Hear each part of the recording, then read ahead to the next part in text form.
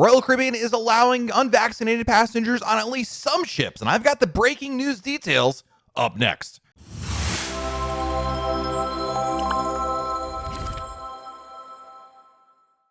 Hey everyone, it's Matt from RoyalCaribbeanBlog.com. As we first reported the other week, Royal Caribbean is indeed going to allow some unvaccinated passengers on some sailings going forward. This is a big change because up until now, Royal Caribbean has only allowed guests under the age of 12 to be unvaccinated, and anyone else above that age needed to be vaccinated. But that is changing, and this will begin as of September 5th with select departures. So get your pens and pencils ready, or at least look at the screen, and I'm going to list out which sailings will qualify for this, because beginning September 5th, guests, regardless of their vaccination status, including unvaccinated, can cruise with the following itineraries as long as they meet any testing requirements. Any cruises that leave Los Angeles, California, any cruises that leave from Galveston, Texas, although if your ship does visit Grand Cayman, you'll need to be vaccinated in order to get off the ship there. Cruises from New Orleans, Louisiana as well, although just like Texas, if your cruise ship visits Grand Cayman, you'll need proof of vaccination to get off the ship there. And cruises from a European home port, although please note,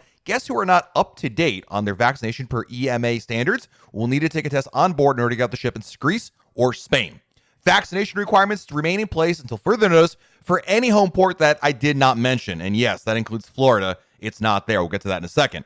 Royal Caribbean says it's working to allow unvaccinated on other sailings, but they're going to need to coordinate with other countries first. And essentially what that boils down to is these other countries still have requirements that won't allow unvaccinated passengers on cruise ships to enter their water. So if you're paying attention, the missing elements of this are, of course, any cruise that visits the Bahamas, Alaska, that's not there. Canada and the Bahamas, among other countries, are well known in requiring that cruise ship passengers be fully vaccinated. So if your cruise is leaving from Florida or going to Alaska, you're still going to be unable to go on a cruise and be unvaccinated. However, the world is open to you now in the Western Caribbean, namely the cruises going to Mexico, Honduras, and Belize are all available to you.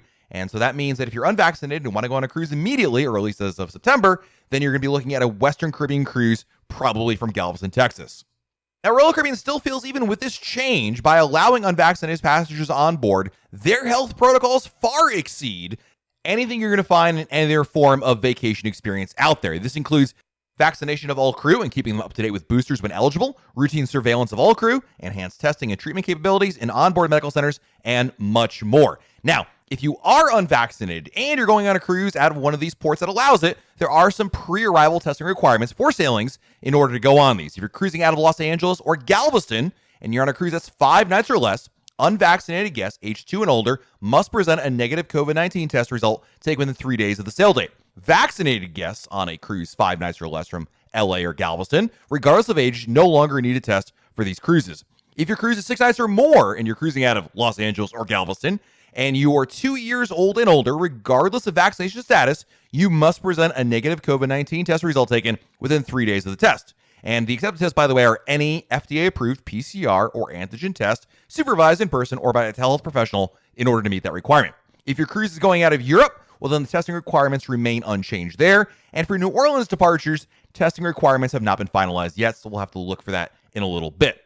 So why is Royal Caribbean making this change? Well, there's a lot of reasons, but the most notable reason is, of course, a change in policy by the U.S. government. The CDC ended its COVID-19 program for U.S. cruise ships back in July, and this now allows the cruise lines to develop their own protocols instead of it being mandated, and that includes allowing unvaccinated cruisers on board. Now, the CDC still makes recommendations to the cruise lines, but they're optional, and the cruise lines, just like theme parks or hotels or casinos, are free to make their own protocols and require what they see fit. Now, if you're wondering, by the way, Celebrity is also making a very similar change beginning September 5th, 2022. All travelers, regardless of vaccination status, can cruise on Celebrity Cruises sailings as long as they meet any testing requirements, and this includes sailings departing from the UK and Europe, with the exception of Iceland, and all sailings departing from LA to the Mexican Riviera. All other sailings, and of course sailings departing before September 5th, 2022 on Celebrity, still apply to the old restrictions.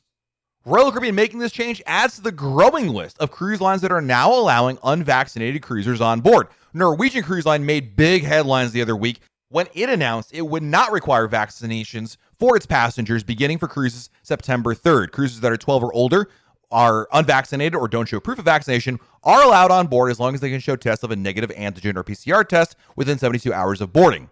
NCL's policy also applies to the sister brands Oceania and Regent Seven Seas cruises. NCL's change is subject to local guidelines, so cruises that go to Canada, Bermuda, or Greece still require vaccination for adults. Princess also is going to be welcoming at least a small amount of unvaccinated passengers on board. Princess said it will allow up to 10% of unvaccinated guests on their sailings without exemptions or vaccine status justification. Unvaccinated cruisers must apply on a first-come, first-served basis. That's a big difference because Royal Caribbean is not doing this. And all of this really boils down to a major paradigm shift in policy. Cruise lines are now starting to see a different path forward because, of course, a couple things. Number one, we talked about the CDC changing its policy, and also for the fact that, of course, the nature of COVID is different here in 2022 than it was in 2020 or even 2021 for that matter. And all that is now shifting what we see in terms of protocols for cruise ships. And let's face it, as we move forward, we're going to see more and more of these protocols erode. While we're making this update here in August of 2022, as you look forward to the fall and winter, it stands to reason there's a good chance that even more protocols may erode. What those will be, I don't know yet. No one knows yet. But if you've been sitting on the sidelines of the cruise ship restart, this might be your opportunity. Let me know in the comments below if you'll be booking a cruise now as a result of this major change related to vaccination status and allowing unvaccinated cruisers on board. Please hit the like button, subscribe to our channel. That way you get notified when we have new updates and, of course, wonderful videos to share. This has been Matt from RoyalCaribbeanBlog.com. We'll talk again real soon.